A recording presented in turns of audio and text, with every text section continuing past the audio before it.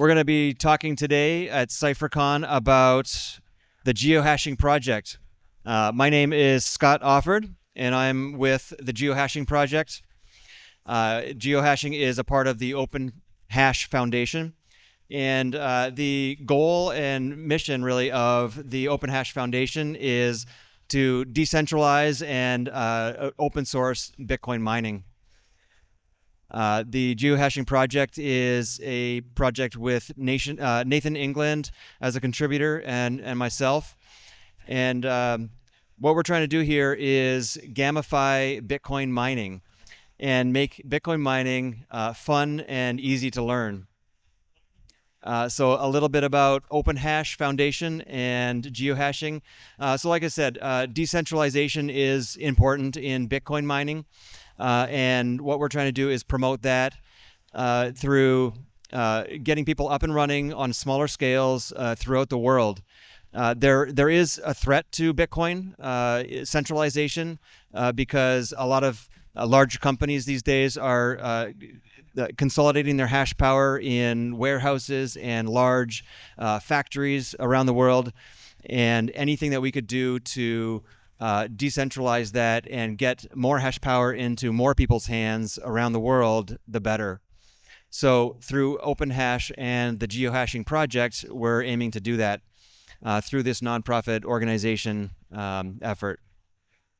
So a big part of the geohashing project is education, and we do that through our hands-on experiences. So we try to make Bitcoin mining very tangible and easy to access to beginners in the Bitcoin and mining space. So education is a big part of this. And we've actually developed workshops that can complement other educational efforts to help people go from being a newbie at Bitcoin to now understanding more deeply about Bitcoin mining and the whole world of that. So the geohashing project is, it's a fun game. Like I said, it's kind of like Bitcoin meets geocaching meets Capture the Flag meets Pokémon Go. So we're trying to make this an interactive experience to help people learn about Bitcoin mining. So what this really does is it empowers people to participate in the Bitcoin network through the game and through education. So we're really trying to inspire individuals to get involved in the Bitcoin ecosystem. Like I said earlier, it is an open source project, and anything that we develop is being contributed back to the Bitcoin community in an open source manner that can then be iterated on later. So I have a quick video here to share, and it's just going to quickly explain the geohashing game concept that we're working to develop. The world is changing. Bitcoin mining is no longer just for large data centers hidden in remote locations. It's coming to your city, and now you have a chance to take control. Welcome to geohashing, where real-world locations become Bitcoin mining battle zones. Compete, control, and capture hash power. Across the city, hidden in plain sight are GeoHash miners. Small, powerful Bitcoin mining devices. Your mission? Find them. Control them. Step 1. Locate an active GeoHash miner using the interactive map. Step 2. Connect to the miner. Each device has a dynamic control panel where you can claim control by entering your Bitcoin wallet address. Step 3. Hold your ground. The longer you control the miner, the greater your rewards. Step 4. Battle for blocks. If a miner under your control finds a Bitcoin block, you'll receive a major payout. But remember, rewards are split between the host, the deployer, and the controller. And that's just the beginning. Want to take it to the next level? Join a faction. Group up with other miners in your city to dominate the leaderboard. The top-ranking faction every month earns special bonuses and mining perks. In the world of geohashing, mining isn't just a game, it's a mission. Hash power is your weapon. The city is your battlefield. Will you rise or will you be left behind? Okay. So there you go. The world is changing. Bitcoin mining is no longer just... Get to the next slide. Yeah, so that's just a little explanation about how the game works. And I'll get a little bit more deep into that after this. So yeah, Bitcoin mining, as many already know, is proof of work, and proof of work is really comprised of a timestamp and the actual proof of work. So we have Bitcoin miners that are working through hashing an algorithm and trying to guess the magic number every 10 minutes, and that put together with a timestamp is Bitcoin on the blockchain network. So a little bit more about Bitcoin and proof of work. So there is Bitcoin, obviously, like we've been talking about today at CipherCon, is a decentralized digital money created by Satoshi Nakamoto, the infamous pseudonym, back in 2009. So when it really comes to proof of work, really, like I said, it is the miners, the ASIC machines that are solving a cryptographic puzzle every 10 minutes to validate the block. And decentralization, the reason why that's important is because it does prevent any single point of failure and control, and it enhances security and it makes it censorship resistant when Bitcoin mining is done in a decentralized manner. So, to understand Bitcoin and mining, you first need to have an understanding of Bitcoin wallets and how the money is actually stored and transferred. So just some basics about Bitcoin wallets. Some terminology you might need to know is there's such thing as a hot wallet, cold wallet. Some are either online and connected to other things, which is more convenient but less secure. And a thing like a cold wallet, the great thing about that is it's usually air gapped and it's a lot more secure. And sometimes it will involve multi-factor authentication. So maybe you might have to have a second person or a third person sign off on a transaction that's coming out of your wallet. So just be aware that there are different types of wallets out there. One of the wallets that we do recommend is a ledger. It's a hardware device or a Trezor. And then another one that's actually open source is called Seed Signer. So those are examples of some recommended hardware wallets that you can actually hold in your hand. Some of these other wallets that are out there are software wallets that you can have on your phone or your computer, or even on like a card. So one important thing about a Bitcoin wallet is making sure that you secure your seed phrase. You don't want to write it down somewhere where somebody else can see it or take it. And you definitely don't want to be taking screenshots of it and storing that on your computer. It would be very easy for somebody that has a lot of technical know-how to come in and steal your seed phrase, which means they have direct access to drain your own wallets. So make sure that you're securing your seed phrase, and make sure that you are keeping that durable somehow. So an example of keeping your Bitcoin wallet seed phrase in a durable solution is using a product like Seed Plate or Cipher Wheel. Instead of just writing it down on a piece of paper, you can store your seed phrase in metal, and you can actually stamp it into metal and maybe put that into a safe. So to understand Bitcoin mining, you need to understand the progression that it's gone through over the years. Back in 2009, when Bitcoin was first released, it actually used CPUs, so just a regular computer or a laptop. And very shortly after that, they actually separated, the developers separated the code so that the mining function is a separate function from the Bitcoin core. So now that introduced the era of GPUs, where mining Bitcoin took place on GPUs instead of the CPUs. And then from there, it very quickly went to FPGA, and then now the standard is ASIC. So there are actually manufacturers who are very, very efficient and good at making ASIC chips that the only function that they do is hash the SHA-256 algorithm. And it's become very, very competitive. So now GPUs and CPUs and even FPGAs can't keep up. Now with Bitcoin specifically, it's only done really on ASIC miners. So you can see the progression over time as the technology has improved and become more efficient. In this chart, it shows that back when Bitcoin was being mined on a CPU, it was around 5 million joules per terahash. Now These days, we're talking under 1,000 joules per terahash, and even this year in 2025, we're getting close to the chips are only consuming around 15 joules per terahash, and the machines, the ASIC machines, are running around 200, 400, even 500 terahash per machine. Yeah, so we just walked through the evolution from CPU all the way up to ASIC to present, and like I said, really the thing that made the old CPUs and GPUs obsolete was efficiency. So there was an arms race for efficiency, because if you use less power, you're going to be making more Bitcoin and being able to keep more of it because you're spending less on power.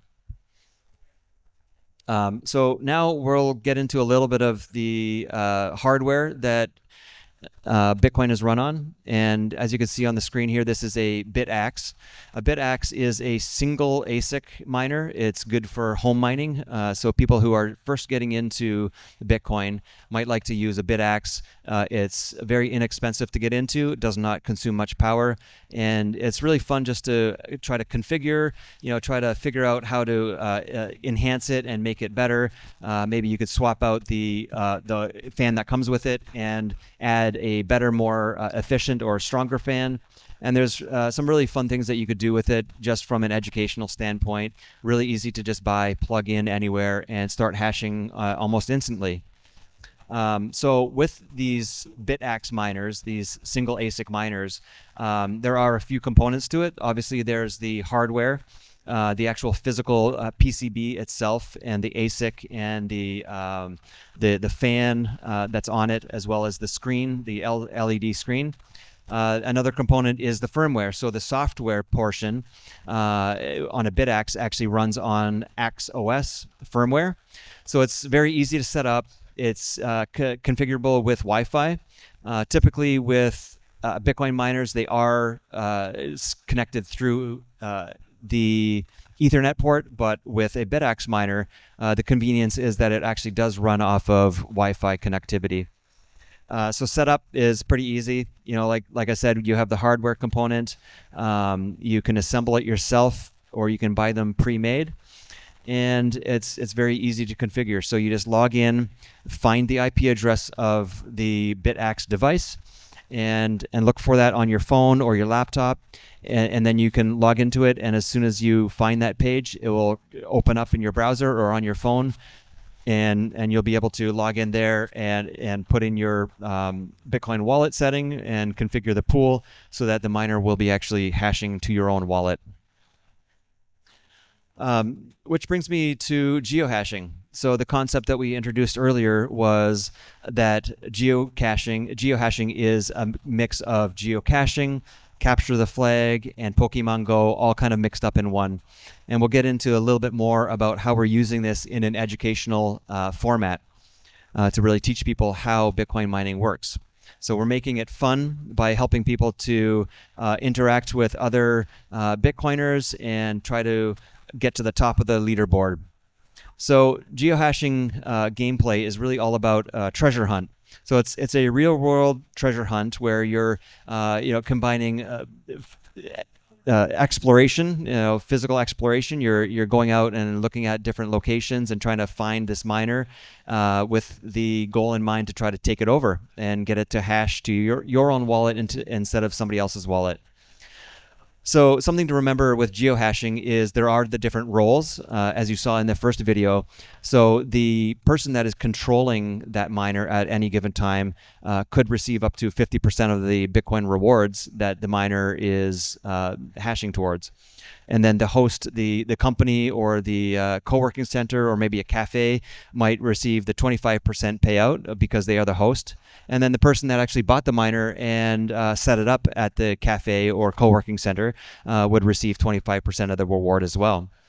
So really what you're doing is you're competing. It's a game, and it's a dynamic game because at any given time, anyone can control the hash rate. So it's easy to do. You just walk up to the miner. There might be a QR code there. You scan it, and it will give you instructions on how to find the miner on the local Wi-Fi IP address on the network. And then you log into it. you configure the miner to run to your own wallet instead of somebody else's wallet, and then you're off and mining. So I have another video here that dives a little bit deeper into the geohashing gameplay and explains some of the rules and some of the configurations. So you'll actually see how some of this works more on the deeper level.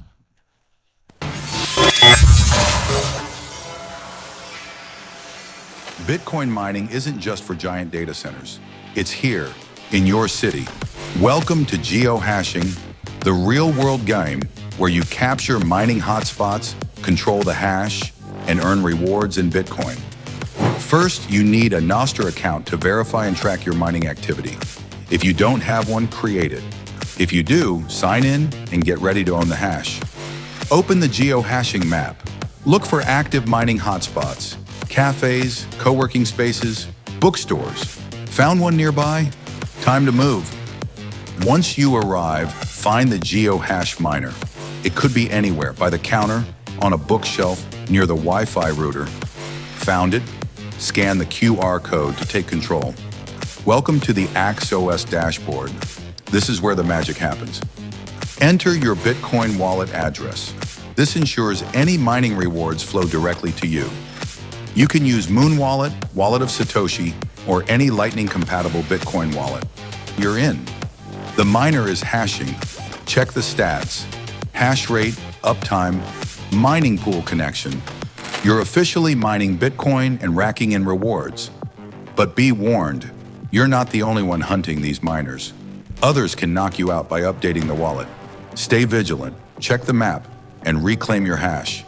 Your hash, your rewards. The longer you stay in control, the more points you earn.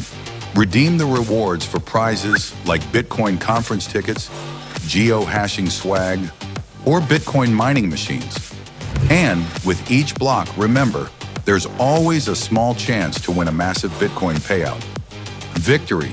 You own the hash. You earned a reward, and you just became part of the most decentralized mining network in the world. Find a GeoHash miner, take control, own the hash. The future of Bitcoin mining is here. Are you ready?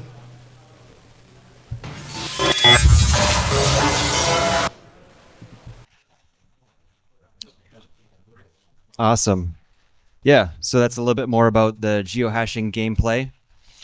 And like I was saying earlier, it is really about community. So it gives you the opportunity to participate in Bitcoin mining as a community with friends in your local community and even all over the world. So really, some of these community aspects and engagement comes down to the rewards that you can get from playing. Like I said, the controller and the host and the deployer each have the potential of getting a reward. So that benefits everybody that participates. And really with the awareness, this is a great tool for bringing Bitcoin awareness. When it's in a cafe or in a co-working center or a nightclub, people are getting exposed to Bitcoin, and it just really encourages local businesses and community members to participate. Talking about the benefits, there are great benefits from an educational outreach standpoint and local Bitcoin adoption. So what we're trying to do is get more companies and more individuals to use Bitcoin on a daily basis, and we're hoping that through geohashing we'll be able to accomplish that. So when we're talking about Bitcoin mining, we need to understand pools. We already talked about Bitcoin wallets, which is the other component. But when you are mining, you need to either set up your Bitcoin miner to point to a wallet directly or to a pool. When you are mining to a pool, what you're doing is you're pooling your resources, you're pooling your Bitcoin mining hash power with other people for the potential to get paid out the reward more often in a smaller amount. So I had explained earlier about solo mining. Solo mining is it's higher risk because you might never get that reward. But if you do get the reward, it's going to be very, very large. And if, for example, right now, if you hit a block reward with your bit axe, your $100 bit axe that you're set up at your own house, you could win 3.125 Bitcoin yourself with no intermediaries. But with pooled mining, for example, if you want to make sure that you're getting paid out every week or every day, you're going to be getting paid out more frequently, but the payout's going to be smaller. So that lowers the risk. That way you'll be able to afford to pay your power bill if you're using pooled mining. Whereas with solo mining, like I said, it's more risky. You might never get the reward, but if you do get it, it's going to be a lot larger. So yeah, you definitely need to figure out which kind of pool to use, and there are some considerations to that. Some people like to use pools that are North American based. Some people don't really mind where the pool is located or the company behind it, but there are many different types of pools out there. One of the important things is to try to select a pool that is not close to potentially taking over the 51% attack vector. So the more decentralized we are, the more different pools that we're using, the better, because that helps to decentralize mining. For example, by using smaller pools instead of the large popular pools. So I told you earlier that geohashing is a very educational opportunity, and we did develop a workshop. And the workshop is aimed for teaching people who might already know about Bitcoin or maybe not, but it's taking it to the next step so that people can then learn about Bitcoin mining. So our workshop that we did develop is very hands-on. It's very interactive. You can actually take the BitAxe device and log into it yourself right then and there with an instructor. And it's very easy to teach. So we've actually created some curriculum and a leader's guide and a student handbook that people can use to basically bring this to their community and help people to very easily teach this to others. The geohashing workshop is Bitcoin focused. It's not focused on other coins or other algorithms. It's specifically for Bitcoin only. And so it does align well with other Bitcoin only communities and topics. For example, we're working with an organization called My First Bitcoin. And they have nodes all over the world right now. I don't know how many places they have, but many countries in the world where the My First Bitcoin nonprofit organization runs. We're hoping to work with them to get our Bitcoin mining education out to their network of Bitcoin diploma graduates. So that's about it. Anybody have questions about geohashing?